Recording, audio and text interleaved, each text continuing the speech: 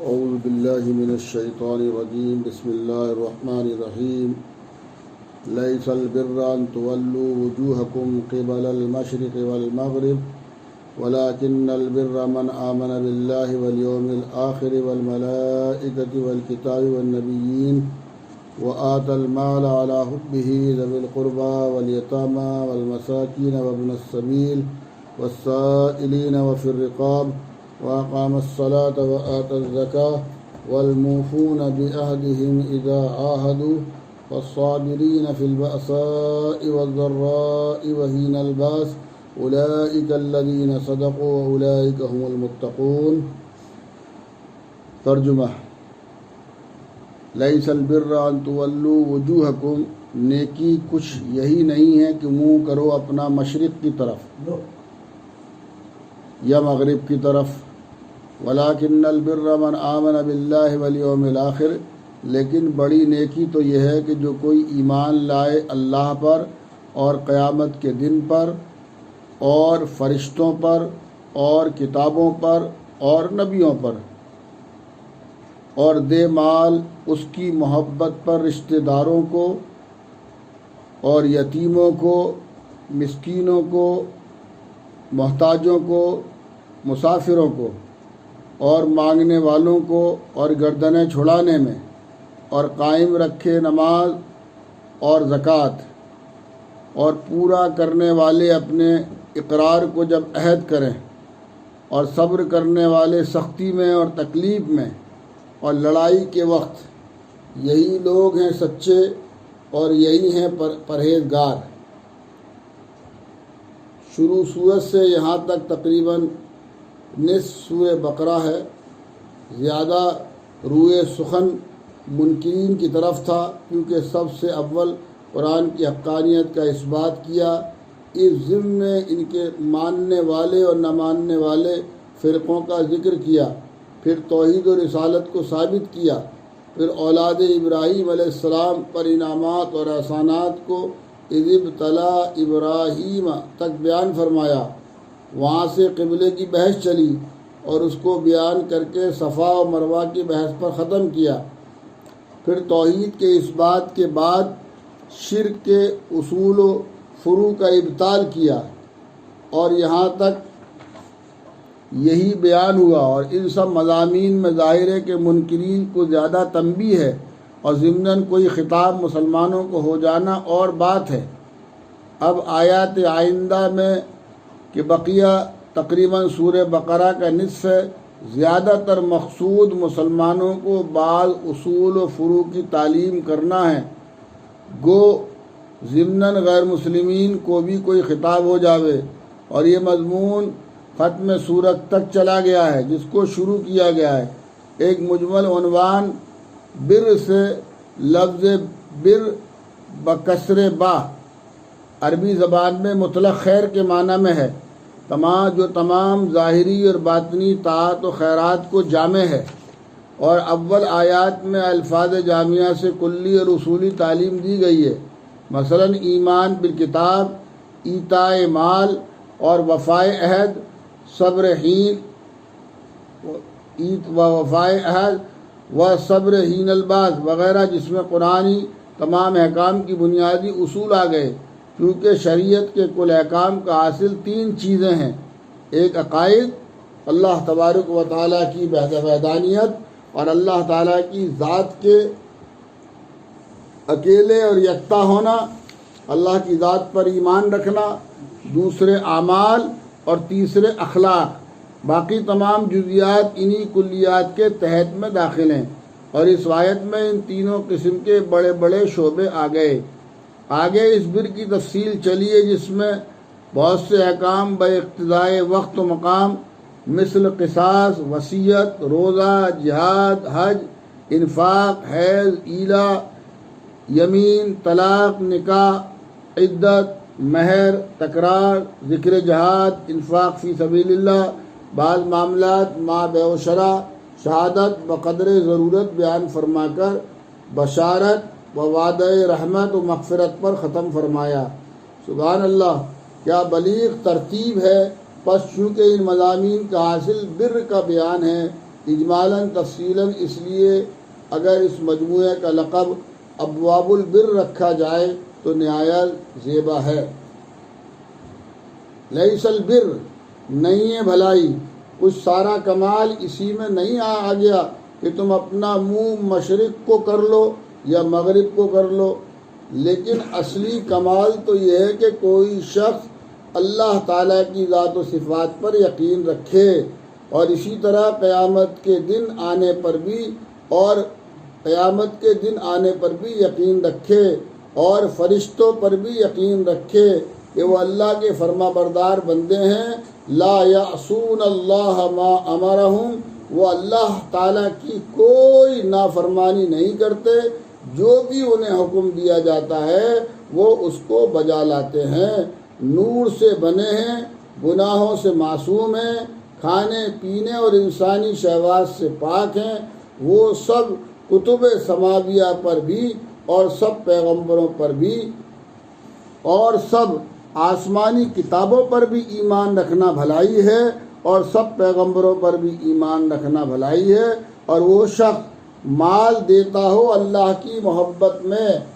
اپنے حاجت مند رشتہ داروں کو، اللہ تعالیٰ کی محبت میں اپنے حاجت مند رشتہ داروں کو مال دینا اور نادار یتیموں کو دینا، یعنی جن بچوں کو ان کا باپ نابالغ چھوڑ کر مر گیا ہو، اور دوسرے غریب محتاجوں کو بھی، اور بے خرچ مسافروں کو، اور لاچاری میں سوال کرنے والوں کو، اور قیدی اور غلاموں کی گردن چھڑانے میں بھی مال خرچ کرتا ہو، اور وہ شخص نماز کی پابندی بھی رکھتا ہو اور مقررہ زکوٰۃ بھی ادا کرتا ہو، اور جو اشخاص ان عقائد و اعمال کے ساتھ یہ اخلاق بھی رکھتے ہوں کہ اپنے عہدوں کو پورا کرنے والے ہوں، جو وعدہ وہ کرتے ہیں ان وعدوں کو پورا کرنے والے ہوں، جب کسی امر جائز کا عہد کریں، اور اس صفت کو خصوصیت کے ساتھ کہوں گا کہ وہ لوگ ان مواقع میں مستقل مزاج رہنے والے ہوں، ایک تو تنگی میں اور دوسرے بیماری میں، یعنی چاہے تنگی ہو، چاہے بیماری ہو، چاہے قتل و قتال کا معاملہ ہو، یعنی پریشان اور کم ہمت نہ ہو، بس یہ لوگ ہیں جو سچے کمال کے ساتھ موصوف ہیں، جو لوگ اللہ کے آت المال علی حبہ ذوی القربى والیتامى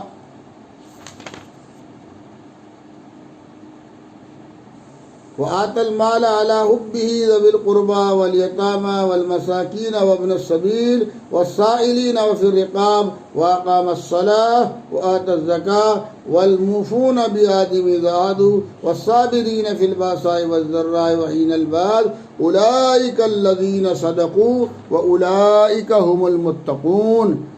یہی لوگ جو ہیں وہ سچے ہیں، اللہ پر ایمان رکھنے والے، اور یہی لوگ متقی کہے جا سکتے ہیں۔ غرض اصلی مقاصد و کمالات دین کے یہ ہیں کہ نماز میں کسی سمت کو منہ کرنا انہی کمالات مذکورہ میں سے ایک کمال خاص یعنی اقامت الصلاۃ کے تابع ہے اور شرائط میں سے ہے، اور اس کے حسن سے اس میں بھی حسن آ گیا، اور اس کے حسن سے اس میں بھی حسن آ گیا، ورنہ اگر نماز نہ ہوتی تو کسی خاص سمت کو منہ کرنا بھی عبادت نہ ہوتا۔ اب چونکہ نماز فرض ہے اور نماز کی ایمان والا نماز کی پابندی کرتا ہے، تو نماز کی پابندی میں قبلے کی طرف جو ہے وہ رخ کرنا یہ بھی نماز کے شرائط میں سے ایک شرط ہے۔ تو اللہ تبارک و تعالیٰ نے قرآن کریم کی ان آیات میں یہ بتلایا ہے کہ یہ صفات جو ہیں یہ مومنین کی صفات ہیں۔ اللہ تعالیٰ ان صفات کو ہمیں حاصل کرنے کی توفیق عطا فرمائے، اور اللہ تبارک و تعالیٰ تمام احکامات اسلام ایمان کے ساتھ ساتھ تمام احکامات اسلام، نماز ہے، نماز کے بعد اب آنے والا مہینہ رمضان کا آ رہا ہے، ہر عاقل بالغ صحت مند مقیم مسلمان پر رمضان کے مہینے کے روزے فرض ہیں، وہ آگے آ رہا ہے، اس کی بھی ہمیں تیاری کرنی چاہیے، اس کا بھی ہمیں اہتمام کرنا چاہیے، اور مالدار مسلمانوں کو مالدار مسلمانوں کو، صاحب نصاب مسلمانوں کو اپنے سارے مال کا حساب لگا کر، اللہ کے راستے حساب لگا کر مستحقین میں زکوٰۃ بھی دینی چاہیے۔ اور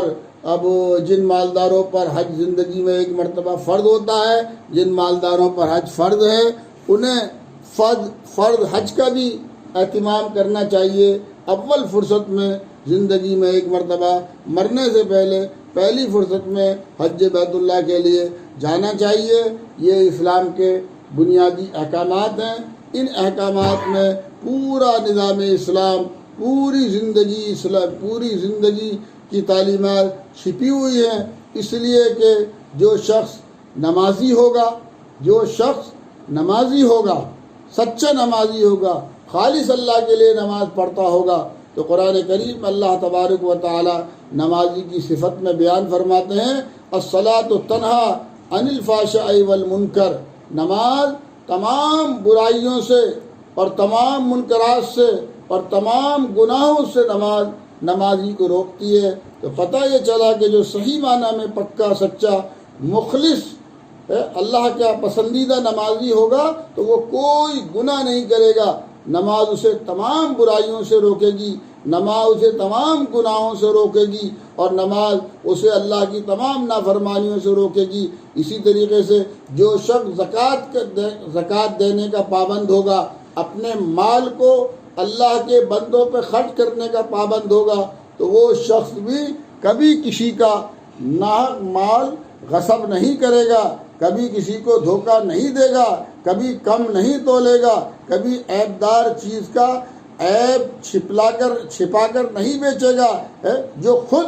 اللہ کی رضا کے لیے، اللہ کی محبت کے لیے ہر وقت اللہ کے راستے میں خرچ کرنے کے لیے تیار رہتا ہے، وہ کسی دوسرے کے مال پر ناحق نگاہ نہیں رکھے گا۔ ایسے ہی رمضان کے مبارک مہینے کے روزے ہیں، جو رمضان کے مہینے کے روزے کا خالصتاً اللہ کی رضا کے لیے اہتمام کرتا ہے، تو رمضان کے روزے کا پابند آدمی جو رمضان کا روزہ رکھ کر کھانا پینا اور بیوی سے تعلق کرنا جو روزے کے علاوہ جائز تھا، جو روزے کے علاوہ حلال تھا، روزہ رکھنے کے بعد جب اس نے اپنے اوپر حلال چیزوں کو حرام کر لیا، تو وہ اللہ کا بندہ حرام چیزوں پر عمل کیسے کر سکتا ہے؟ وہ حرام کیسے کھا سکتا ہے؟ وہ بد نظری کیسے کر سکتا ہے؟ وہ زنا کیسے کر سکتا ہے؟ وہ کسی کا مال ناحق کیسے غصب کر سکتا ہے؟ جب وہ حلال کو حرام کر رہا ہے اپنے اوپر اللہ کی بندگی کے ذریعے، تو پھر وہ حرام کو اپنے اوپر حلال کیسے کر سکتا ہے؟ تو یہ احکامات اسلام جو ہیں، یہ اسلام پر چلنے والے، اسلام کو ماننے والے، اسلام پر عمل کرنے والوں کے لیے قدم قدم پر جو ہے وہ رہنمائی کرتے ہیں، اور حکم دے اس کو اسلام کے ماننے والوں کو یہ تعلیم اسلام دیتا ہے کہ ادخلوا فی السلم کافہ، اپنی پوری زندگی تعلیمات اسلام کے مطابق گزارو۔ جیسا کہ ہم اللہ تبارک و تعالیٰ سے دعا بھی کرتے ہیں، نماز جنازہ میں جو دعا ہم جو ہے ایصال ثواب کے لیے مرحومین کے پڑھتے ہیں، اللہم من احییتہ منا فاحیہ علی الاسلام، اے ہمارے اللہ تو ہمیں جب تک زندہ رکھے تو اسلام پر زندہ رکھیو، اور جب ہمارا خاتمہ ہو ومن توفیتہ منا فتوفہ علی الایمان، اور جب ہمارا خاتمہ ہو تو اے اللہ ہم سب کا ایمان پر خاتمہ فرمائیو۔ تو اسلام، تعلیمات اسلام، پیروی اسلام، مسلمان پیروی اسلام جو ہے یہ اسلام کے ماننے والوں کو صراط مستقیم، صراط الذین انعمت علیہم غیر المغضوب علیہم ولا الضالین، صراط مستقیم پر قائم رکھتی ہے، اور گمراہوں کے راستے سے یہ جو ہے وہ اس کو بچایا جاتا ہے۔ اللہ تبارک و تعالیٰ سے دعا ہے، اللہ تبارک و تعالیٰ ہمیں زیادہ سے زیادہ زکوٰۃ کی پابندی کے ساتھ ساتھ زیادہ سے زیادہ صدقہ اور خیرات جو ہے وہ کرنے کی توفیق عطا فرمائے، اور 5 وقتہ نمازیں پابندی کے ساتھ وقت پر خشوع خضوع کے ساتھ خالص اللہ کی رضا کے لیے جو ہے اللہ تعالیٰ ہمیں پڑھنے کی توفیق عطا فرمائے، اور ہمارے دلوں سے ہمارے دلوں میں اللہ تعالیٰ اپنی محبت پیدا فرما دے اور مال کی محبت نکال دے۔ جب اللہ کی محبت دل میں ہوگی اور مال کی محبت دل سے نکل جائے گی تو پھر زکوٰۃ اور صدقات پر عمل کرنا، زیادہ سے زیادہ اللہ کے راستے میں، زیادہ سے زیادہ اللہ کی محبت کی خاطر جو ہے وہ اقربا پر، یتیموں پر، مسکینوں پر، مسافروں پر، سوال کرنے والوں پر، غلاموں پر خرچ کرنا ہمارے لیے آسان ہو جائے گا۔ اللہ تبارک و تعالی ہمیں سچوں میں بنا دے اور اللہ تعالی ہمیں متقین اور پرہیزگاروں میں بنا دے۔ وما توفیقی الا باللہ۔